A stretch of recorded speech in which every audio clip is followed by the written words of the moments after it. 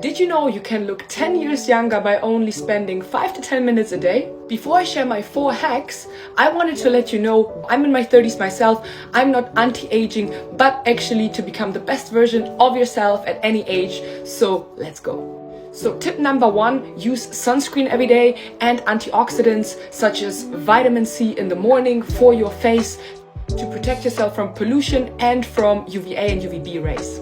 Second tip, try to avoid sugary and starchy food.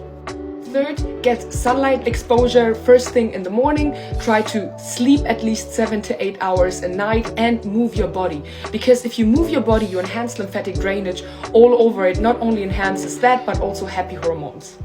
And last but not least, release the tension in your face by facial massages. This will not only help you to release wrinkles where they accumulate due to muscle spasm, but also relax your head, and therefore you can also reduce headaches and generally feeling a little bit better. And what also really helps to exercise the muscles which are underutilized. So you create a balance in your face, and let me tell you, this literally takes only 5 to 10 minutes daily.